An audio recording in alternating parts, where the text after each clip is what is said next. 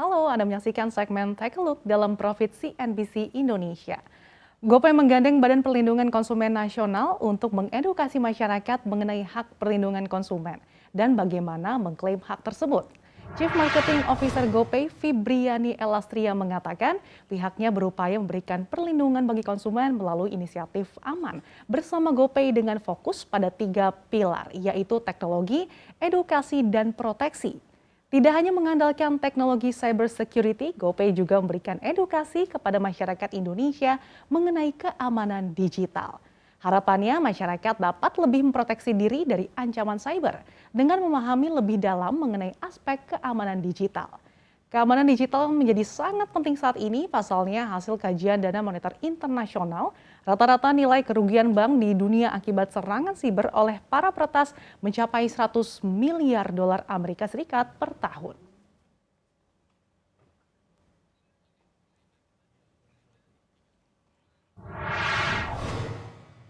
Dan untuk membahas hal ini serta bagaimana prospek bisnis GoPay di tahun depan, kami telah bersama dengan Chief Marketing Officer GoPay, Fibriani Elastria. Halo, selamat pagi Mbak Fibri, apa kabar? Selamat pagi Mbak Sasa, Alhamdulillah baik. Alhamdulillah baik. Mbak Fibri, kita tahu ya bahwa memang tren uang digital apalagi sejak pandemi ini kan semakin meningkat ya seiring dengan berubahnya habit dari masyarakat gitu ke tren digital. Nah, sejauh ini dampaknya kepada peningkatan dari pengguna GoPay ini seperti apa sih Mbak Fibri? Ya, tentunya memang dengan semakin banyak masyarakat Indonesia yang mengadopsi tren untuk berbayar dengan menggunakan digital, dampaknya sangat positif terhadap bisnis GoPay. Tapi yang menurut saya menarik, ini adalah bahwa ternyata hal ini meskipun pandemi sudah mulai mencapai tahap recovery, tapi kebiasaan rakyat Indonesia untuk melakukan pembayaran secara digital tetap stay. Nah, kita juga bisa lihat dari sisi GoPay, indikasi yang kami lihat terlihat dari di saat masyarakat juga sudah mulai going offline, jadi ke tempat-tempat yang memang physical location, ternyata transaksi tetap dilakukan secara non-tunai. Dan ini menunjukkan bahwa memang masyarakat sudah merasakan bagaimana transaksi digital bersama GoPay itu memang nyaman dan juga aman. Tapi yang juga penting, memang transaksi yang dilakukan secara online pun terus bertumbuh. Jadi memang ini semua semakin menambah pertumbuhan dari GoPay. Yang paling terakhir yang kita lihat juga memang salah satu faktor pendorong dari pertumbuhan ekonomi digital adalah e-commerce. Dan mungkin seperti banyak orang sudah ketahui, GoPay juga sudah mulai ada integrasi dengan Tokopedia, dan memang kami melihat respon yang sangat positif dari masyarakat, di mana memang peningkatan sangat pesat dalam waktu yang begitu singkat. Oke, sebelum kita kulik-kulik dengan mergernya dengan Tokopedia gitu ya. Nah, apakah Mbak Fibri melihat bahwa tren penggunaan digital ini akan terus berlanjut di tahun depan? Kami sangat optimis karena kami lihat berbagai indikasi memang memperlihatkan ini akan menjadi sesuatu yang semakin meningkat dengan justru semakin pesat. Dan memang kalau kita lihat di sini yang menarik adalah masyarakat bukan hanya sudah mengadopsi pembayaran secara non-tunai atau digital ini sebagai sebuah kebiasaan sehari-hari, tapi mulai terjadi pergeseran. Pergeseran bahwa memang transaksi digital bukan hanya untuk pembayaran, tetapi mulai merambah ke arah layanan jasa keuangan. Dan ini kami lihat dari sisi misalnya di bisnis GoPay ada pay later, atau juga ada investasi. Jadi kalau saya bisa kutip sedikit, secara bisnis investasi yang ada di GoPay, kami melihat peningkatan yang sangat signifikan, 7 kali lipat dibandingkan sebelum pandemi terjadi. Dan ini menurut kami sangat-sangat encouraging ya Mbak ya. Dan yang lebih membuat kami merasa sangat termotivasi, karena ternyata riset yang dilakukan oleh Universitas Indonesia juga memperlihatkan ternyata memang pengguna GoPay yang melakukan investasi melalui digital itu datang dari berbagai lapisan masyarakat. Jadi kalau selama ini kita banyak persepsinya, oh investasi hanya untuk yang menengah ke atas, yang punya uangnya cukup banyak. Dan ini mitos yang akhirnya mulai bisa dipatahkan karena akses sudah terbuka untuk siapa saja dengan GoPay. Seperti itu. Oke, jadi memang ternyata shifting dan juga ini mengakselerasi tadi ya terkait dengan digital. Nah, ngomong-ngomong soal Tokopedia sejauh ini progresnya seperti apa sih Mbak dengan adanya penggabungan ini dan seperti apa sih sebenarnya motif dari penggabungan ini terhadap GoPay sendiri? Ya, tentunya memang kembali lagi kepada tujuan dan fokus utama dari GoPay adalah untuk mengakselerasi inklusi finansial di Indonesia. Dan memang seperti tadi saya sampaikan, salah satu industri yang memang menjadi faktor pendorong digital ekonomi adalah e-commerce. Jadi memang kerjasama kami dengan Tokopedia untuk bisa semakin memberikan akses kepada semakin banyak masyarakat di Indonesia.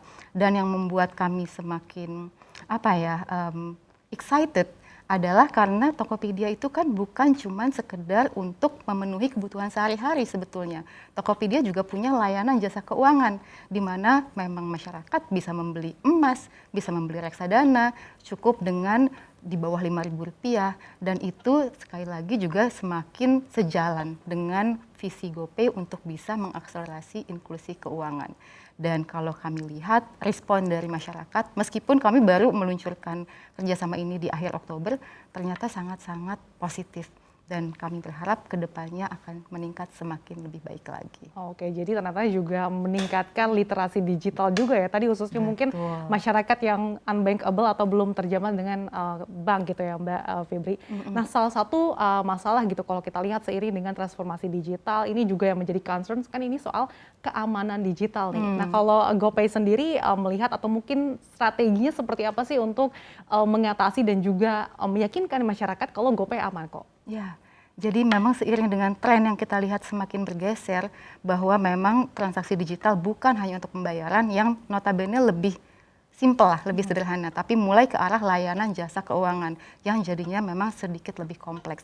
Kami rasa yang juga sangat penting adalah masyarakat bisa lebih teredukasi bagaimana memastikan keamanan dari transaksi mereka di saat melakukan virtual transaction.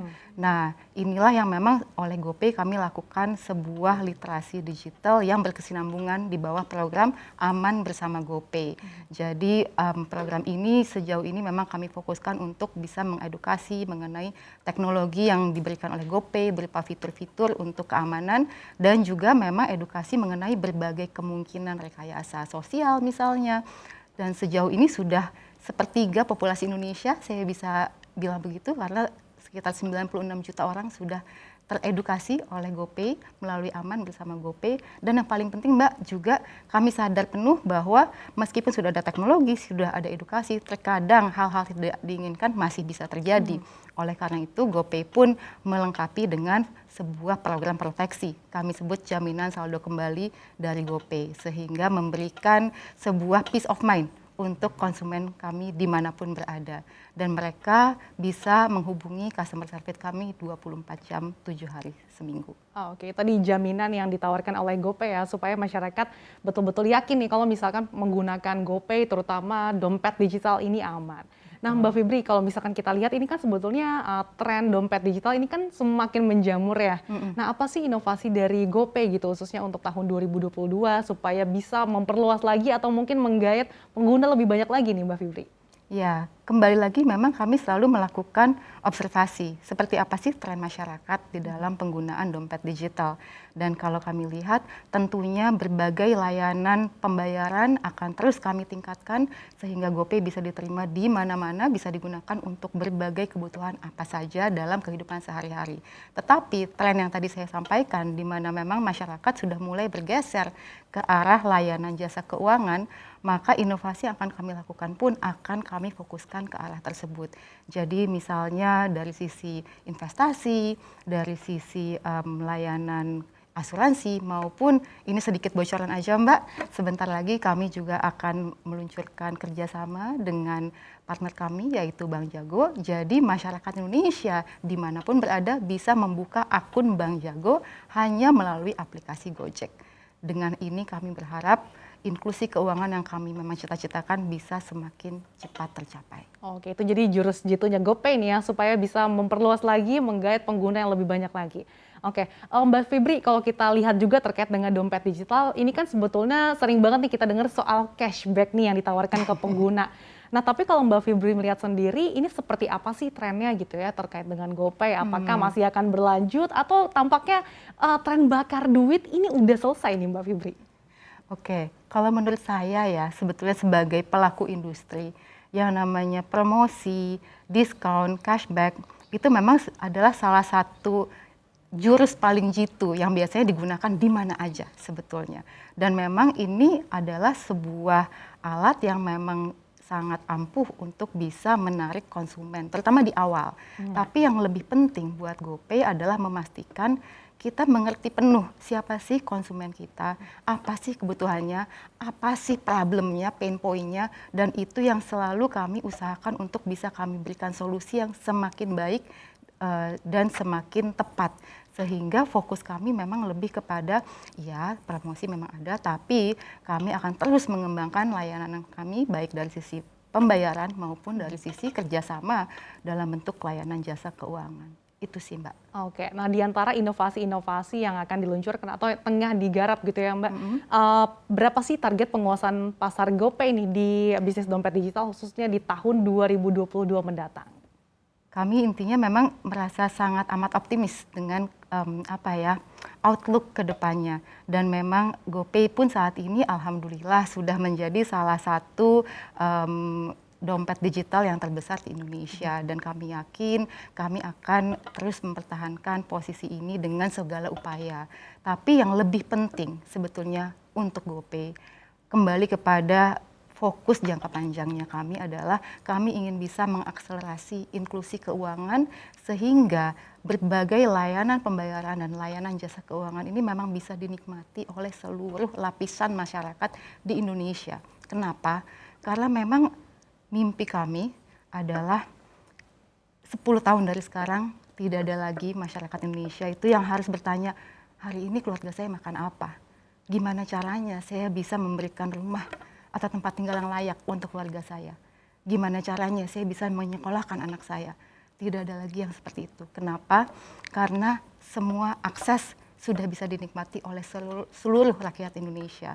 Dan kami yakin dengan segala upaya dan kolaborasi yang solid dengan berbagai partner di ekosistem kami dan juga dukungan insya Allah seluruh rakyat Indonesia sesama anak bangsa, semua jadi bisa. Indonesia yang maju, Indonesia yang jaya, Indonesia yang semakin sejahtera, insya Allah bukan hanya impian semata. Itu harapan kami. Inovasi dan kolaborasi menjadi kunci GoPay ya untuk semakin maju ke depannya dan tentunya untuk meningkatkan inklusi keuangan masyarakat Indonesia. Terima kasih Mbak Fibriani Elastria, Chief Marketing Officer GoPay telah bergabung bersama kami di studio Profit CNBC pada pagi hari ini. Sehat selalu Mbak Fibri dan juga sukses selalu untuk Anda. Untuk informasi lebih lengkap dan berita terkait, klik link di deskripsi. Jangan lupa untuk install aplikasi CNBC Indonesia di App Store dan Play Store. Jangan lupa untuk subscribe ya.